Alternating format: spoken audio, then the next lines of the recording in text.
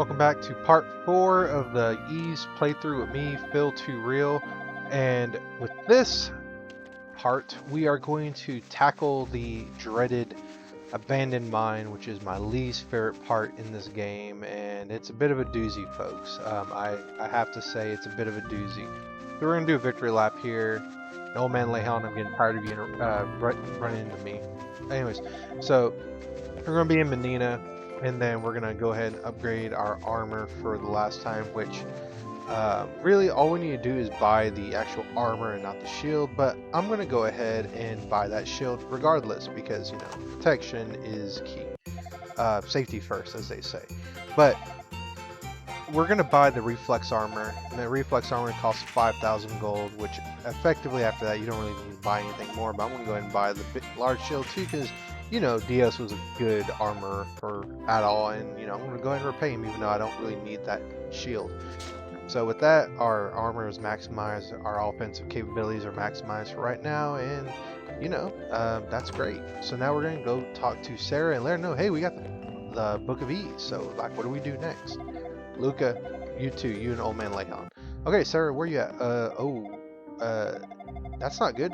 This is why she should have told me before we found that first bookies. Now we'll never know what she wanted to know because she got assassinated by probably the man in the dark cape. And she said, at all, you need to go to the abandoned mine at Raston. But yeah, I don't like the mine. The abandoned mine is my least favorite part in Ease 1 easily, just because of how tedious it is. The limited, you'll see it. I'm not going to spoil it for you, but it's most definitely not my favorite part in this game. That's a fact, Jack. So we're going to go tell Jiba what happened to her wonderful granddaughter, and yeah, she's like, oh, that's terrible. I had a terrible premonition this happened, blah, blah, blah. You know, we honor her memory. And so one thing that Jeba can do now is she can read the Book of Eases. That Book of Eases, the Book of Ease, because it's very easy. You see, it's a pun. So we're gonna have her talk, and the Books of Ease will talk about different things. Like, for the Book of Hadel will talk about how a long time ago a disaster struck and the shadow of that prosperity, blah blah blah blah blah. It struck all the way out to the land of Saceda, which is actually in modern day Spain. The Book of Toval says, hey, there was goddesses and priests, and together they led the land of Ease to prosperity. So yeah, there's more in there, I'm sure, but the 2 seconds I had to look at it because past Phil was all like, hey, I'm gonna give you 2 seconds, and then we get this amazing cutscene with Fina that I do like. I like that picture. Talks about how she's free now, even though she can't remember anything about her name. Who was she? Why was she locked in the cell? Yada yada yada. And she just can't help but think why she was locked there. Which I think a lot of people by now can put 2 and 2 together who Fina is. But we get another big reveal later on in this part, which I'm not going to spoil that for you either. But it's very telling on who Fina really is. So we're going to skedaddle, and we're going to find, you can't go that way, so yeah, go out to the main entrance because there's a mountainside blocking your path when you exit. Okay, so we're going to go all the way west, and that's where the resting village was before it was destroyed, and then we're going to enter the mine, and yeah, it's not going to be very fun. But yeah, I keep saying it's not going to be very fun, but I mean, that is the long and short of it. It's not a very fun dungeon. So we go north. We're going to heal up. And then we're going to save, because saving before dungeons is very key in RPGs. So, bear in mind, we're going to go find 3 main treasures in the first part. The first part we are going to find, let me get my notes out, my notes. We're going to find the heal potion first, which I'm not going to use right away, or I'm not going to get right away because I already got a potion. So I'm going to leave it there for this one section, well, this first part of this part. And then we're going to find the silver armor, which is the next tier of armor for Adol. So we kind of really didn't need to upgrade to the reflex armor, but you know, why not? And then we're going to find the timer ring, which is a ring. I believe that's used to slow down the movement to enemies, making them easier for you to position, hit. I don't use it very often. I don't think I use it at all in this part, aside when I switch out my rings just with on the fly, because up until this part I completely forgot, or maybe I learned for the first time, that hey, you can switch your rings out with pushing a button on the controller, which in my case it was the right analog stick. So it makes switching the rings a lot easier. But we switched to silver armor, and then now our defenses are improved. We almost have a complete set of silver equipment, which we're going to remedy that as well in this part. This section right here, the mining pit, this is where you can heal. This is one of the 2 spots that we've done you can heal without a potion, without a healing ring. So take advantage of it. Because again, dying's not good, right? And what you want to do is you want to try your darndest to get out of level 10 before you get to end this dungeon. It just makes everything a lot easier. So we're gonna find that timer ring, and I think it's in the middle right, I believe. It's in the bottom middle right. So that's the heal potion. Once again, I could have used my potion there to fix that health, but I already know that the mining pit is up ahead and we got to go back to that mining pit anyway, so why not use that mining pit and save the potion for later if we need it when we come back in. I think it's right here, but to the right. Come on. No, what are you doing? Go back. I think it was on the right. Pretty sure it was on the right. Yes, I was right. Ha, pun again. Sorry. I'm a very punny guy, what can I say? So we're gonna go back to that mining pit. Hopefully not get lost along the way. We probably will, knowing my luck. And what can I say that I haven't said already? Well, I've been playing Sonic CD at the moment, so every time I see Adol run around like a maniac in the mines, I just can't help but think, Adol go, Adol go, Adol go. The beginning music to the Sonic CD American soundtrack, but I digress. The entryway to the mining pit is on the bottom right, so come on, Phil. I can't stall forever. What are you doing? But yeah, that's the silver armor, so the entrance I know is directly to the south of it on the next turn, which I'm not taking my own advice. I apologize, folks. Yeah, this part it drags on pretty long because again, and this is with me making some edits here and there. So before I made these edits, this part was going to be like 45 minutes long, no joke. So I went back out to heal and I just edited out that part and she came right back in. So we're gonna go and we're gonna for sure get the mine pit section. I know it's right south of that armor. See, that's a very short, small corridor, very hidden doorway right there. We're gonna go into the mining pit. We're gonna heal up. We're gonna go through it, and we're gonna go down to B1. And with B1, we get a new slew of enemies, some new dangers. They're not very friendly. They look ugly. I think one of them is a mouth monster that literally just hops around with its tongue sticking out. So, very disgusting monster. I think it's blue. Or is it purple? I don't remember. We'll see as soon as we start moving around. That's the thing right there. A Dynic? Anyways, there's 3 items that we're going to find here in B1. It's the heal ring. That's probably the most important item in our immediate future, because without it, we're going to die in this dungeon because we need to be able to heal. Then the Rota Tree Seed, and then finally the Silver Harmonica. I retreated back to the mining pit to heal. But all 3 of those are going to be very important. The heal ring for battle purposes, the Rota Tree Seed, because that's how we get the only weapon that can do a decent amount of damage to the final boss. And then the Silver Harmonica for plot reasons. So that eye right there, just run into it, you're not going to avoid any damage, but that's okay, because the item we're going to get is the heal ring, and the heal ring allows us to, guess what, heal. So you're going to equip it, and this is one of those items in these that changes name from game to game, but it's an item that if you just equip it, you stand still, you'll heal. And when I use those items to heal, generally I'll just cut to when Adol's fully healed. That way you don't have to wait. Because sometimes it does take a minute or two or three, depending on how much health you have and how far gone Adol's health bar is. This is the Rhoda tree seed. Looks like a turnip.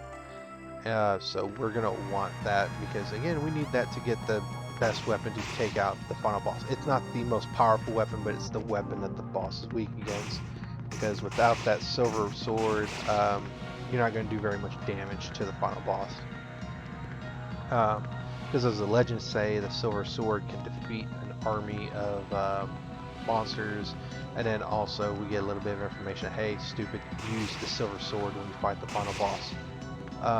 So then now we're going to go around, find another mining pit that can heal. This mining pit just loops back around to the other side of B1, so it doesn't lead to an exit. And we gotta find a Silver Harmonica, which is really close to that mining pit door, I believe. Keep going, yeah, right here. That's the Silver Harmonica.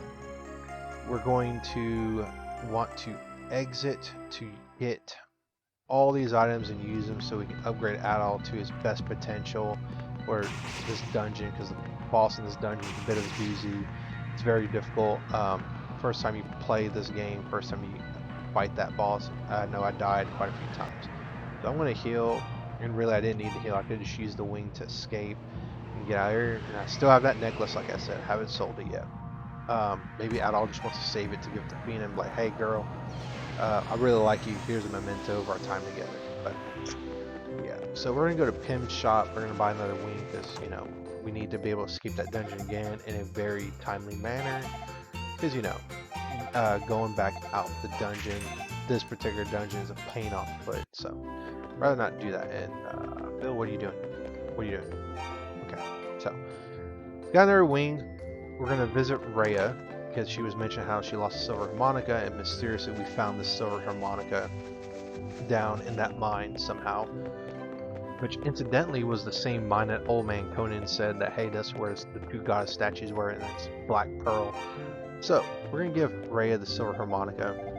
I want to say we get some experience for that. I'm not entirely sure. I think you do, but I don't remember how much.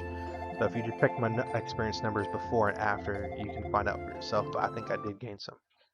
We'll play her Silver Harmonica. We'll get a little bit of a still, little cutscene, if you will, with her playing, and that's the melody that is very synonymous with the first three Ys games.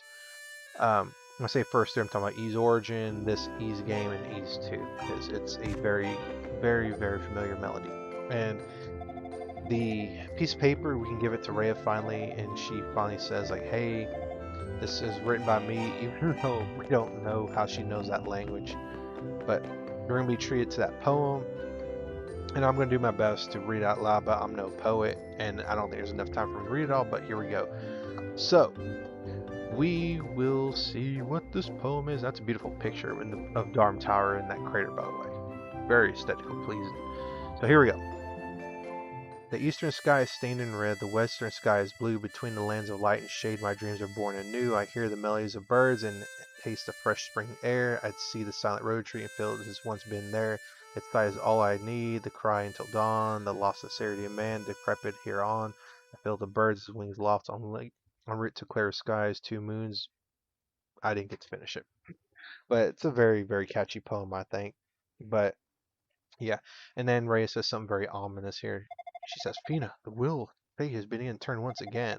Even if I were alone to wake my destiny, I wish the dream could continue for you forever. But sadly, we both have our roles to play, you and I. How does she know Fina if Fina was in that prison cell for so long? Fina doesn't remember her, she only knows her name. Yeah, it seems kind of sus, right? And I think at this point, everyone can put 2 and 2 together who Fina is and what Reah's relationship to her is. But I'm not going to spoil that for the 2 people who haven't figured that out yet. But if you haven't, you'll find out for sure by the end of Ys 2.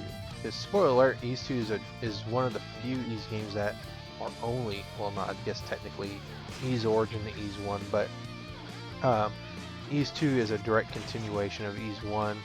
It's one of the few, if I think the only, if you don't count Ease Origin, is a direct connection bridge between Ease games. So we're going to equip the Roto Tree Seed and eat it. If you remember that guy in the bar said, hey, if you eat these, they're delicacies. So we eat it. That all makes a comment how it's sweet and mellow, and then there's a shudder down his spine. And you know to use it that way because if you go visit Jebba with that seed in your inventory, she makes a comment how people in the old days would eat these Roto Seeds and be able to talk to the Roto Trees for guidance and all that good stuff. So we eat it, and let's see if Jebba's selling us wrong information. So, I always imagine like one of these Roto Trees like talking in a like one voice and another, like two like separately different voices. Like this one would be like super high pitched, like, "Oh, swordsman, thy journey begins now. The silver light beckons both hope and destruction. Lose not thy way, lose not thy will." And I was like, come on, guy. Leave thy heart open to the possibilities. Oh, and here's this silver sword for your time, stranger. Silver light begins to spill out of the roots of the great tree, and we're given the silver sword. Very, very potent upgrade. I believe it gives us a plus 10 to our attack. Oh, no, 15. 15. Ooh, that's a big boost. So, 15. So, with that, we can go back to the mines. But I'm going to show you where the other Roto Tree is, just for the sake of it. Have a sneaking suspicion that if you talk to the Western Roto Tree, he'll say something along the lines of, "Yo, bro, talk to my brother Tree, and he has a nice gift for you, bro. So go do that, bro." Like, he might sound like Hulk Hogan or something like brother. But yeah. I have a feeling that's what that Roto Tree says if you talk to him before you get the silver sword. If not, you just maybe get very generic dialogue like we're about to get. So, there is clues to, hey, go visit these Roto Trees. Again, if you talk to people, you talk to Jebba. Jebba's very much our guide in the first game, letting us know where we need to go. And once you find that Roto Tree seed, she says, like, hey, you need to go here, talk to the tree, get this upgrade. It's very possible for you to miss this upgrade before you finish the mine, which means you're going to be doing a lot less damage to the boss in the mine. So, yo, brother, you understand our words? My name is Rhoda, brother. I am one of the twin trees born of the goddesses in a time of ease, brother. My leaves have felt the joyous timbre, brother. That melody can awaken even force itself, brother. It brings back so many memories, brother. And now you're my brother too, at all, brother. Anyways, that being done, and man, that really did take a number of my voice. But with that, we're gonna go back to the abandoned mine. We're gonna go and find the very bottomless mine because we already got all the treasures we need up until B2, and B2 only has one mandatory treasure. It has the Dharm key, and then it has a potion, and the potion you don't really need to get, but if you want it, it's there. Yeah, that thing didn't have to take a drink right there, but you gotta stay hydrated, you know, because, you know, talking, all that stuff puts a very big strain on one's voice if you're not prepared. But there's a heal potion. I'm going to be like, you know, I'm going to go ahead and use it. This is my potion. I'm going to use it. Someone had ample opportunity that got this potion on the way of leaving this village, but I'm going to go ahead and take it. So, my potion, my heal, it's mine. So, now we're going to go back to the bottom right, which I'm going to remember right here, and hopefully I don't get turned around too bad. I do remember on the B1 I get turned around super bad, like to the point where I had to edit a large portion of that exploration out because I got turned around for like 15 minutes, I swear. And just dragged and dragged and dragged and dragged. I'm like, dude, where's this entrance? It should not be this difficult. But so this one I was able to get really quickly. But B1 is where you need to be careful. where I'm not trying to make these puns on purpose, they just come to me. But you just want to be very careful. Don't run haphazardly because these monsters will take you out. We are upgraded, but you just want to be very, very cautious. Don't super run like all crazy like I am. I'm doing it very like monkey see, monkey do. So don't see monkey, don't. I'm not going to finish that. What I'm trying to say. I'm going to cut when we get to the Silver Harmonica right here. As you can see, I made a cut. We got to level 10. That's literally how long I was running around. And we're going to find the entrance to lead to really quickly, considering what it was before. Like I said, I wandered around for like 15 minutes trying to figure out where this entrance was. And I'm like, man, I got to find some way to edit this. So I edited it where I got back to the treasure chest and I was able to find it in a very meaningful way. Go find the moss. The moss will lead you to the door. It's just north of it.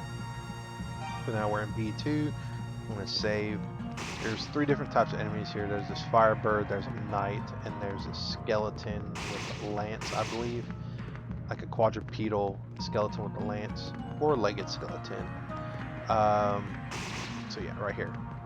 They do hurt a little bit, but since we're at level 10, I have all my armor upgraded. If you want an extra added defense, you could use a shield ring, but I don't really need it. I don't feel confident about myself. Since I have the heal ring, if I have damage, I can just heal myself. Those monsters, those risers, or Zai, or whatever they are, there's a Dharm key. We need that to get to the boss room. But if you do take a lot of damage, you can just stop what you're doing, hang tight, and then you heal up with the heal ring, and then just re-equip the power ring, and then you'll be good in Gucci. So we're going to want to go to the left here. This is where we're going to get our heal potion, and then incidentally, when I use this heal potion, I'm going to cut to when I actually find the door, because again, I get turned around really bad here. So you're going to see my health go up and it's going to drop because I cut. But I think here I got turned around for like 10 minutes. And again, it's very, very labyrinthian. There's not very much light, so it's easy, very easy to turn around. So if you follow the moss, you'll go down, you'll go back to the left, I believe, and then you'll go back down. So you really go up and down all around. So down, left, and then we go up. You'll know you're going right if you hit this water going up, and then just follow the path around. And you'll go to our boss door, which do not make the same mistake I do. I do beat this boss in one try, but it came down to pure luck. Heal up with the heal ring, and then equip the power ring for the love of God, because otherwise you're going to be doing minimal damage to this boss, and this boss is not to be trifled with. So the name of this boss, let me look at my notes, is Bagulion. Sounds French to me, but he'll only reappear for about half a second for you to attack right there, and then he'll taunt you with like flapping his wings, and then he'll split up into his little bat form. And the little bats by themselves do not do a lot of damage. If you get caught in the middle, it's going to hurt. And I'm just going to call it the Bat Familiar because I'm not going to mispronounce its name again. But if you get caught in the middle, it's going to hurt a lot. If you get hit once by one of the bats, it doesn't hurt very much considering what it could do. So you want to stay along the perimeter, just run around in a circle around the room, like you're doing victory laps, but you're running away from the bats. Try to keep them together, that way you have enough of a window, enough room to run around, not a window. You see there, I'm not doing a lot of damage. If I had the power ring, I'd be doing twice as much damage, which is what you should be doing. And the hit window for the Bat Familiar is very wonky. If it's not at the top or at the bottom, if it's in the middle, I feel like it's off a little bit. And again, very much like that centipede monster, you don't have to hit off center, just run into it. You won't take any damage, as you can see there. So you'll be okay. It's going to take some time, but you can do it. And that's really all I can say. Just make sure as soon as he forms up, hit him. So don't stay too far away. Don't stay too close, because if you stay close, you'll get hit by those bats and potentially they'll start to swarm you. So now, in the interest of just stalling and commentating, I thought I'd just talk a little bit about like how I got introduced to the new series. I believe I found out, I'm trying to remember when exactly I found out about it, but I think I can pinpoint the year. It was like 2021 or 2022 on social media, and I was like, oh man, this looks interesting. What's this red-headed guy named Adol? His outfit looks very interesting. It was Ease 8 that they were talking about. I think it just came out on PS4, I think, maybe? I'm not sure, but anyways, found about it, looked pretty cool. Protagonist looked kind of cool. I was like, I'll give it a try. Unfortunately, Ease 4, I wasn't gonna Ease 4. Ease 8, I wasn't going to pay the full price for it, so I decided, oh, let me see if they got anything else. So I was able to find Ease Oath of Felghana a little bit cheaper. I was more willing to pay that price. So I was like, I bought it, and then I started playing. I was like, man, this story's actually pretty good. The combat's really good. Characters are really interesting. Played it, fell in love with it. It's my favorite Ease game. Followed by Ease 8, and then these. I say trilogy, Ease Origin, Ease 1, Ease 2. To me, it's just one game. Especially Ease 1 and 2. It's literally meant to be one game in my opinion.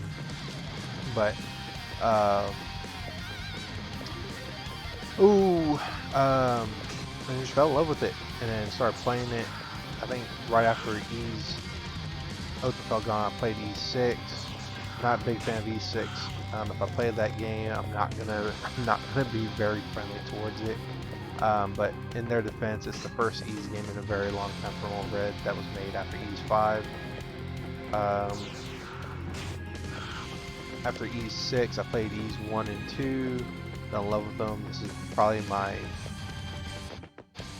I really think this is my second favorite story after Ease Oath of Felghana. And then Ease 8.